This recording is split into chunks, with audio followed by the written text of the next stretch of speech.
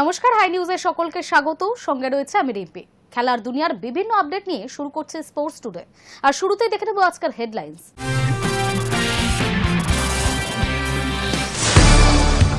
সোনালি form অব্যাহত Shubman গিলের। West ইন্ডিজের বিরুদ্ধে ক্যারিয়ারের 10ম টেস্ট সেঞ্চুরিটা তুলে নিলেন তিনি। শেষ পর্যন্ত 44 রানে জুরাল আউট হতেই 518 রানে ডিক্লেয়ার ঘোষণা করে ভারত।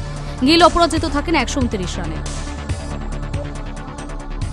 দ্বিতীয় দিনের শুরুতেই ধাক্কা ভারতের। ভুল বোঝাবুঝিতে রান আউট যশস্বী। ডাবল সেঞ্চুরি হাতছাড়া করে রেগে কাই অধিনায়ক গিলের ওপর। বৃষ্টি ভেজা সিওলে শুক্রবার রাতে একেবারে গোল বন্যা বইয়ে দিল ব্রাজিল। আন্তর্জাতিক প্রীতি ম্যাচে দক্ষিণ কোরিয়াকে 5-0 গোলে উড়িয়ে দিল কার্লো অ্যাঞ্চেলোত্তির দল। 30 বছর পর 64 কাপের লড়াইয়ে মুখোমুখি হয়েছেন দাবা বিশ্বের দুই কিংবদন্তি। ক্লাচ দাবা টুর্নামেন্টের তৃতীয় গেমে 5 বারের বিশ্ব চ্যাম্পিয়ন আনন্দকে হারিয়ে 62 বছরের কাসপারভ বুঝিয়ে দিলেন বয়সটা তার কাছে শুধু একটা সংখ্যা মাত্র।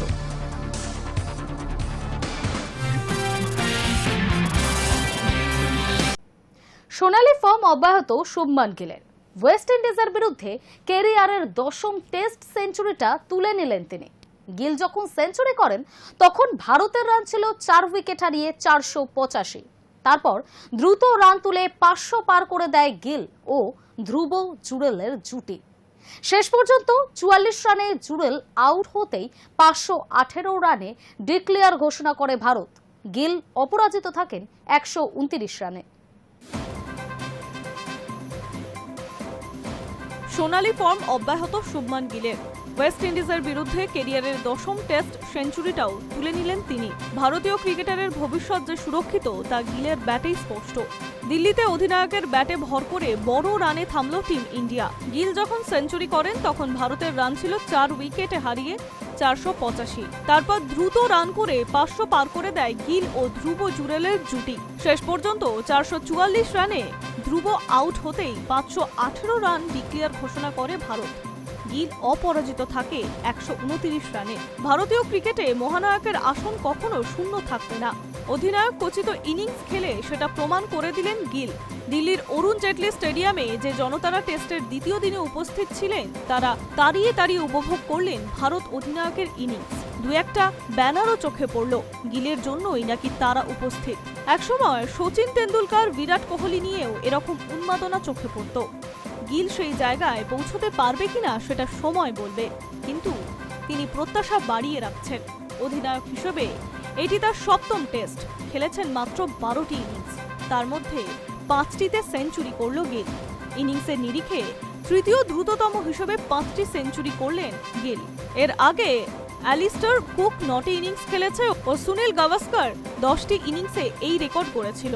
এছাড়াও বিরাট কোহলি 2017 ও 2018 মৌসুমে একটি ক্যালেন্ডারের বর্ষে 5টি করে সেঞ্চুরি করেছিলেন। গিল তাকে স্পর্শ করে ফেললেন। অন্যদিকে ছাপিয়ে গেলেন রোহিত শর্মাকেও।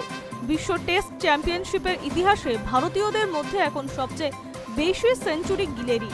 তার 10টি সেঞ্চুরির পর আছেন রোহিত 9, যশস্বী জয়সওয়াল 7, ঋষভ পান্ত 6 ও কেএল রাহুল 6। দিল্লির অরুণ জেটলি স্টেডিয়ামে প্রথম দিনের শেষে ভারতের রান ছিল 2 উইকেটে হারিয়ে 318 রান। রাহুল করেন 38 রান। সাই সুদর্শন ফিরে যান 87 রানে। গিলের সঙ্গে ভুল বোঝাবুঝিতে যশস্বী আউট হন 175 রানে। ডাবল সেঞ্চুরি হাতছাড়া হয় ভারতীয় ওপেনারের। নীতিশ কুমার রেড্ডি 43 রানে আউট হন। কিন্তু গিলের কৃতিত্ব চোখে পড়ার মতো ছিল। Hi News Network.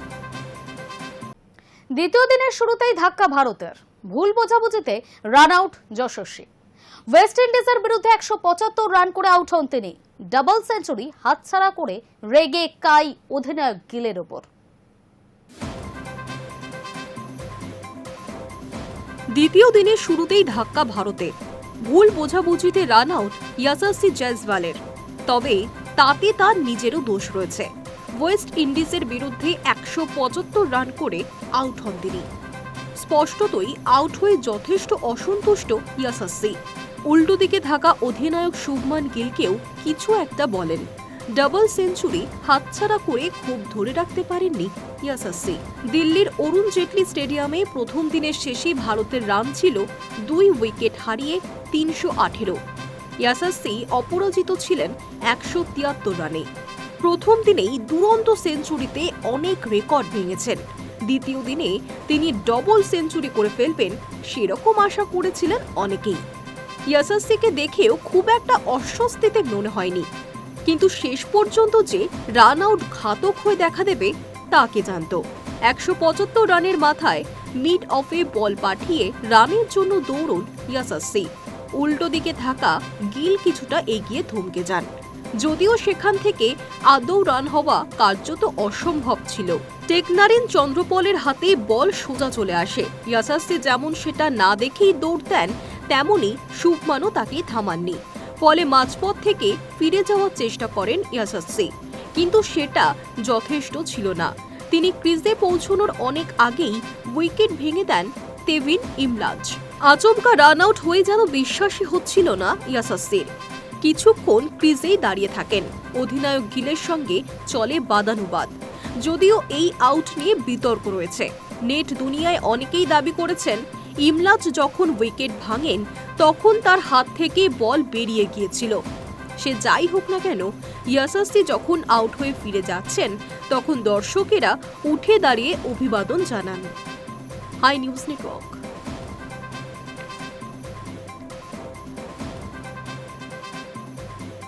আনুষ্ঠানিকভাবে তার মাথায় ভারত অধিনায়কের তাজ নেই, কিন্তু এখনো রোহিত শর্মা মানুষের মনের নেতা। অজয় সফরের আগে বহুরূপে ধরা দিলেন হিটম্যান। কখনো বিরাট ছক্কায় নিজের গাড়ির কাজ ভাঙলেন তিনি, কখনো বা রেগে লাল নিরাপত্তা রক্ষীর ওপর। ঠিক কি কি ঘটল মুম্বাইয়ে শিবাজি পার্কে রোহিতের অনুশীলনে? আনুষ্ঠানিকভাবে তার মাথায় ভারত অধিনায়কের তাজ নেই, কিন্তু এখনও রোহিত শর্মার মানুষের মনের নেতা। আর নিজের শহরে তো তিনি মুম্বাইয়ের চা রাজা। ওজি সফরের আগে বহুরূপে ধরা দিলেন হিটম্যান। কখনো বিরাটের ছক্কায় নিজের গাড়ির কাঁচ ভাঙলেন, আবার কখনো রেগে গিয়ে লাল নিরাপত্তা রক্ষীদের ওপরে। ঠিক কি কি ঘটল মুম্বাইয়ের শিবাজি পার্কের রোহিতের অনুশীলনে? শুভমান গিলের কাছে নেতৃত্ব হারিয়ে মুষড়ে পড়েছিলেন হিটম্যান, বরং ওজি সফরের আগে চুটিয়ে অনুশীলন করেছেন তিনি। আর সেই প্র্যাকটিস দেখতে হাজার হাজার মানুষ ভিড় জমাচ্ছেন। সেই সংখ্যাটা দিল্লিতে ওয়েস্ট ইন্ডিজের বিরুদ্ধে ভারতের যে টেস্ট খেলেছে তার চেয়ে অনেক বেশি। শিবাজি পার্কে ঘণ্টা দুয়েক অনুশীলন করেন রোহিত। দর্শকরা তাড়িয়ে তাড়িয়ে উপভোগ করেন সেই দৃশ্য। অনুশীলনে ভারতের প্রাক্তন সহকারী কোচ অভিষেক নায়ারও উপস্থিত ছিলেন। রোহিতের স্ত্রী ঋতিকাও ছিলেন। সেখানে বিভিন্ন ধরনের শট খেলতে দেখা গিয়েছে তাকে। কভার ড্রাইভ, সুইপ, কি ছিল না তাতে। আর ছিল বিরাট ছক্কার বর্ষণ, যার কয়েকটি মাঠের বাইরে গিয়ে পড়ে। এমনকি তার মধ্যে একটি নাকি রোহিতের ল্যাম্বরগিনিতে গিয়েও পড়ে। সোশ্যাল মিডিয়ায় দাবি করা হচ্ছে তাতে তার গাড়ির কাঁচও নাকি ভাঙে, যে গাড়িটির দাম 4 কোটি টাকা। তবে এই দাবির কোনো সত্যতা পাওয়া যায়নি। কিন্তু যেটা দেখা গিয়েছে সেটা হলো রোহিতের প্রতি ভক্তদের উন্মাদনা।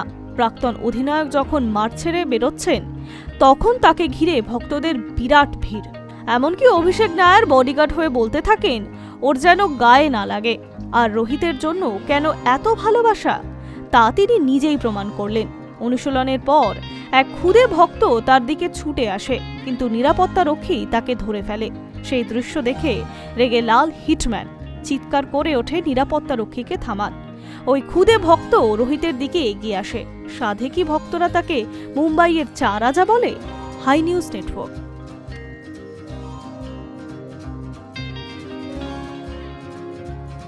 এশিয়া কাপ নিয়ে বিতর্ক কিছুতেই থামছে না। এশিয়ান ক্রিকেট কাউন্সিলের প্রধান মহসিন নাকভিও নিজের জেদ বজায় রেখেছেন। ট্রফি হস্তান্তরে কোনো নামগন্ধ করছে না তিনি। শোনা যাচ্ছে বড়সড় পদক্ষেপ নিতে চলেছে বিসিসিআই, যার ফলে নাকভিকে আইসিসির পরিচালকের পদ থেকে সরিয়েও দিতে পারে জয় শাহের আইসিসি। এশিয়া কাপের ইতিহাসে এবারের টুর্নামেন্ট সবচেয়ে বিতর্কিত। পাকিস্তানের বিরুদ্ধে গ্রুপ পর্বের প্রথম ম্যাচে হ্যান্ডশেক বিতর্ক থেকে শুরু। পাকিস্তানের ক্রিকেটারদের সঙ্গে হাত মেলাতে চাননি সূর্যকুমার যাদবরা। বিতর্ক এখানেই শেষ নয়, চলে এশিয়া কাপের ফাইনাল পর্যন্ত। আরও একবার পাকিস্তানের মুখোমুখি হয় ভারত, টুর্নামেন্টে তৃতীয়বার। এশিয়ান ক্রিকেট কাউন্সিলের প্রধান মহসিন নাকভির হাত থেকে ট্রফি নিতে চায়নি ভারতীয় দল, যার ফলে বিজয়ী টিম ইন্ডিয়াকে ট্রফি দেওয়া হয়নি। এসএসসি দুবাইয়ের হেডকোয়ার্টারে রয়েছে ট্রফি। নির্দেশ দেওয়া আছে চেয়ারম্যানের অনুমতি ছাড়া ট্রফি সরানো হবে না বা কারোর হাতে তুলে দেওয়া হবে না। এশিয়া কাপের ফাইনালের পর ট্রফি নিয়ে হাঁটা মারেন মহসিন নকভি, যা ভালোভাবে নেয়নি বিসিসিআই। পরের মাসে আইসিসির বৈঠকে এই প্রসঙ্গ তোলা হবে। শোনা যাচ্ছে আইসিসির ডিরেক্টরেটের পদ থেকে সরানো হতে পারে নকভিকে। বোর্ডের এক সূত্র বলছে পিসিবি বা মহসিন নকভি কি শাস্তির মুখে পড়ে সেটা দেখতে হবে। বিসিসিআই একটা বিষয় স্পষ্ট করে দিয়েছে, ভারতীয় দলকে ট্রফি তুলে দেওয়ার বিষয়ে নকভির জোর দেওয়া উচিত ছিল না। বিসিসিআইকে ট্রফি পাঠিয়ে দিতে রাজি না হওয়ায় তার এখতিয়ারের মধ্যে পড়ে না, কারণ বিসিসিআই আনুষ্ঠানিক সংগঠক। ভারতীয় দল তার হাত থেকে ট্রফি না নেওয়ায় প্রেজেন্টেশন সেরেমনি থেকে ট্রফি নিয়ে হাঁটা মারেন নকভি। বর্তমানে ট্রফি রয়েছে দুবাই এশিয়ান ক্রিকেট কাউন্সিলের সদর দপ্তরে। পাকিস্তান ক্রিকেট বোর্ডের চেয়ারম্যানের পাশাপাশি পাকিস্তানের স্বরাষ্ট্রমন্ত্রীও নকভি। প্রসঙ্গত, পহেলগাঁও জঙ্গি হানার পর দুই দেশের মধ্যে রাজনৈতিক পরিস্থিতির আরও অবনতি ঘটেছে, যার প্রভাব পড়ে ক্রিকেট মাঠেও। বোর্ডের সূত্র আরও বলছে, এখনও ট্রফি দুবাই এসিসির অফিসে আছে। নকভির নির্দেশ অনুযায়ী তার অনুমতি ছাড়া ট্রফি ওখান থেকে সরানো হবে না এবং কারোর হাতে তুলে দেওয়া হবে না। নকভি নিজে ট্রফি ভারতীয় দল বা বিসিসিআইকে তুলে দিতে চান। এই বিষয়টি পছন্দ নয় ভারতীয় ক্রিকেট বোর্ডের, যার বিরুদ্ধে সরব হয় বিসিসিআই।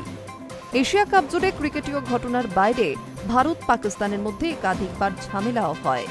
গোটা টুর্নামেন্টে একবারও পাকিস্তানের প্লেয়ারদের সঙ্গে হাত মেলায়নি ভারতীয়রা। রাজনৈতিক অঙ্গভঙ্গি করে একে অপরকে বিদ্রুপ করে দুই দলের ক্রিকেটাররা। নিজের সোশ্যাল মিডিয়া পেজে রাজনৈতিক মন্তব্য করেন নকভিও। High News network. বৃষ্টি ভেজা সিওলে শুক্রবার রাতে একসঙ্গে গোল বন্যা বইয়ে দিল ব্রাজিল। আন্তর্জাতিক প্রীতি ম্যাচে দক্ষিণ কোরিয়াকে 5-0 গোলে উড়িয়ে দিল কার্লো অ্যানচেলোত্তির দল। দর্শকে ঠাসা সিওল ওয়ার্ল্ড কাপ স্টেডিয়ামে রঙিন ফুটবল আর হাফ টাইমে কে পপ পারফরমেন্সে জমে উঠল উৎসবের রাত। বিশ্বকাপের প্রস্তুতি পর্বে নিজেদের শক্তি আবারও বুঝিয়ে দিল সেলেকাও। বিশ্বকাপ বাছাই পর্বের টালমাটাল সময় কাটানোর পর শুক্রবার সিওলে যেন নিজেদের পুরনো ছন্দে ফিরল ব্রাজিল। দক্ষিণ কোরিয়ার বিরুদ্ধে প্রীতি ম্যাচে 5-0 গোলে দুরন্ত জয় এনে দিলেন তরুণ তারকা এস্তেভাও, রদ্রিগো এবং ভিনিসিউস জুনিয়ররা। শুরু থেকেই ম্যাচের নিয়ন্ত্রণ ছিল ব্রাজিলের দখলে। প্রথমার্ধেই গোলের পর গোল। মাত্র 17 মিনিটে ব্রুনো গিমারাইজের দুর্দান্ত পাস থেকে এস্তেভাওয়ের নিখুঁত শট দক্ষিণ কোরিয়ার জালে প্রথমবার কম্পন তোলে। কিছুক্ষণ পরেই রদ্রিগোর ঝলক। ভিনিসিউসের কাটব্যাক থেকে ক্যাসেমিরোর ফার্স্ট টাইম পাস পেয়ে নিখুঁত টাচে দ্বিতীয় গোল। সিওলের গ্যালারি তখন মুগ্ধ ব্রাজিলের পায়ে পায়ে ফুটবলে। দ্বিতীয়ার্ধে শুরু হতেই ভুল করলেন কোরিয়ান ডিফেন্ডার কিম মিন জে। তার পা ফসকে বল চলে গেল এস্তেভাওয়ের কাছে, আর তিনি নির্ভুলভাবে শট নিয়ে করলেন নিজের দ্বিতীয় গোলটি।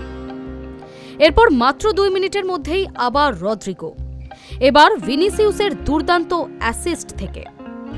শেষ দিকে কোরিয়া চেষ্টা করছিল অন্তত একটি সান্ত্বনামূলক গোল ফেরাতে, কিন্তু ফল হলো উল্টো। কর্নার থেকে বল ক্লিয়ার করে কাউন্টার অ্যাটাকে গেল ব্রাজিল। মাতিউস কুনহার পাস পেয়ে অর্ধেক মাঠ পেরিয়ে দৌড়ে ভিনিসিউস জালে 5ম গোল ঢুকিয়ে দিলেন। দক্ষিণ কোরিয়ার হয়ে সবচেয়ে বড় মুহূর্ত ছিল সন হিউং মিনের সম্মাননা, যিনি জাতীয় দলের হয়ে রেকর্ড 137তম ম্যাচ খেললেন। কিন্তু তার দলের পক্ষে এটি এক হতাশার রাত হয়ে রইল। বৃষ্টির মধ্যেও প্রায় 65,000 দর্শক উৎসবের মেজাজে উপভোগ করলেন ব্রাজিলের আক্রমণ ভরা ফুটবল। ম্যাচ শেষে অ্যানচেলোত্তি বলেন, এটাই আমাদের প্রস্তুতির প্রথম ধাপ। দলটা আবার নিজেদের ছন্দ খুঁজে পাচ্ছে। বিশ্বকাপের আগে এই জয় নিঃসন্দেহে আত্মবিশ্বাস বাড়ালো ব্রাজিলের। পরের ম্যাচে সেলেকাও মুখোমুখি হবে জাপানের। ফুটবল বিশ্ব এখন তাকিয়ে আছে, এই ছন্দ কি ধরে রাখতে পারবে 5 বারের বিশ্ব চ্যাম্পিয়নরা? High News network.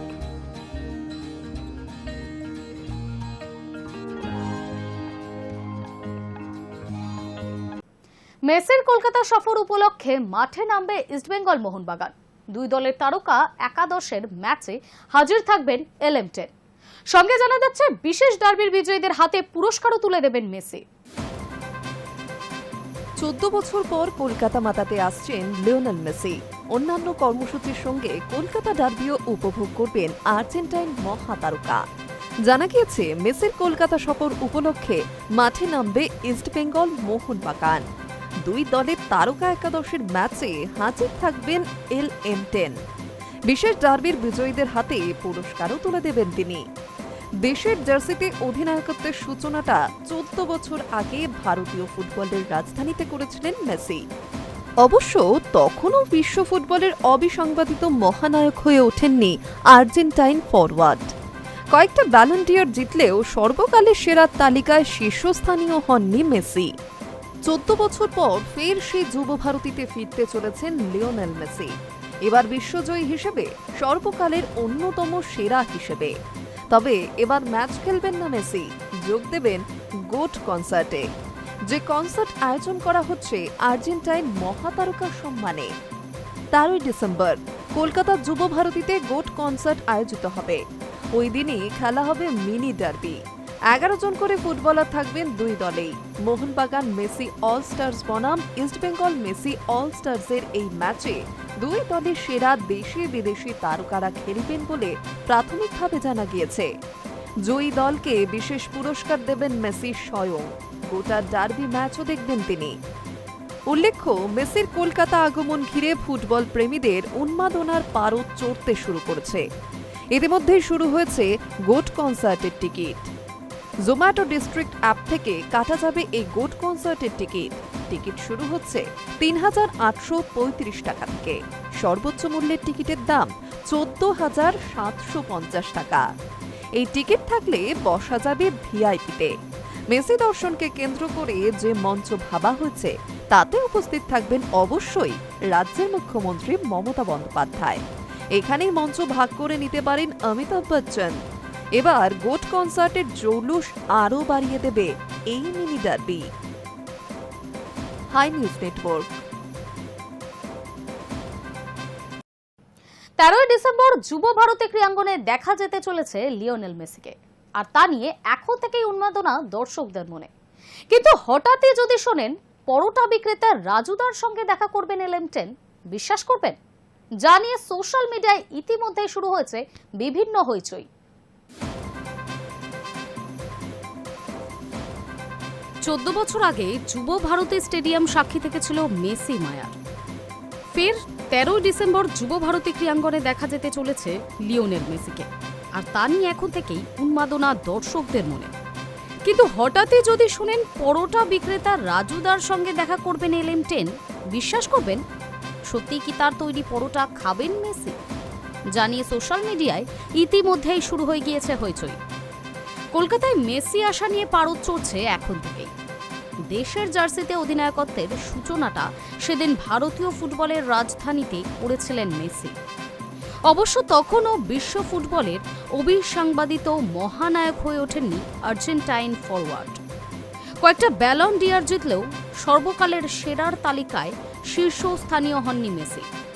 14 বছর পর ফের সেই যুব ভারতীতে ফিরতে চলেছেন লিওনেল মেসি, এবার বিশ্বজয়ী হিসেবে, সর্বকালের অন্যতম সেরা হিসেবে।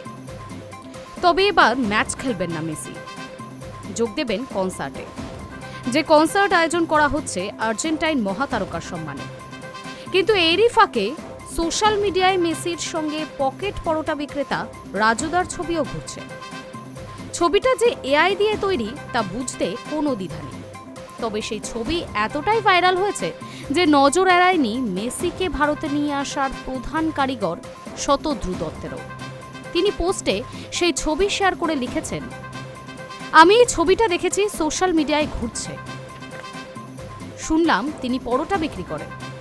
অনেকে মজা করছেন ছবিটা নিয়ে, কিন্তু আমার একটাই প্রশ্ন, এই মানুষটা পরিশ্রম করে কিছু করছে। শতদ্রু আরও লেখেন, পরোটা বিক্রি করে কি স্বপ্ন দেখা যায় না? আমি কখনো কোনো কাজকে ছোট করি না। যারা নিজের পায়ে দাঁড়াতে কিছু করছেন তাদের তো একদমই না। কথা দিলাম এই ছবি বাস্তব করব।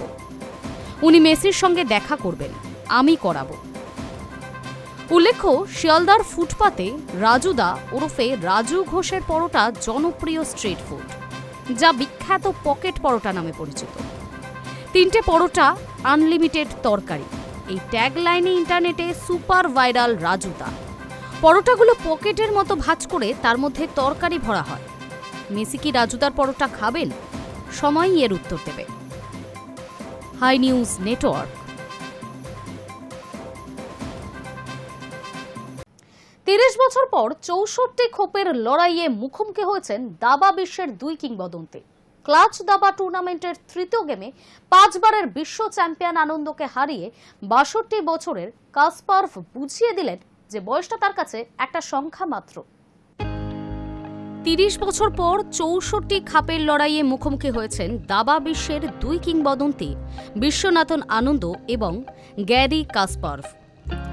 সেন্ট লুইস চেস ক্লাবে অনুষ্ঠিত ক্লাচ চেস সিরিজের প্রথম দিনই কিন্তু ভারতীয় আনন্দ নন, আলো ছড়ালেন রুশ দাবারু।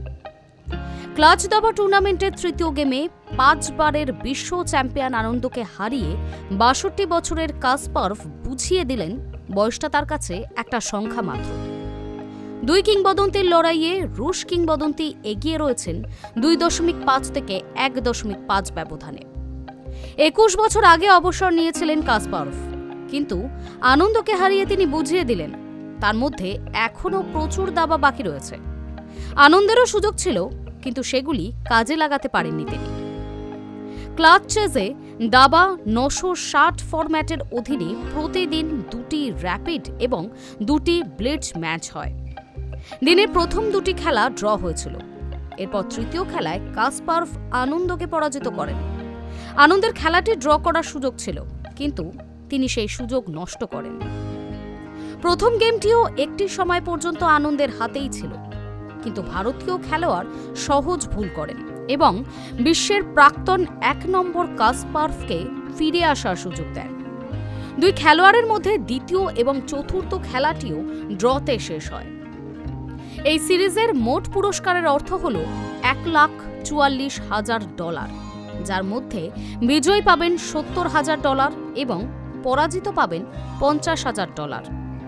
এছাড়াও অতিরিক্ত 24,000 বোনাস রয়েছে। Hi News network.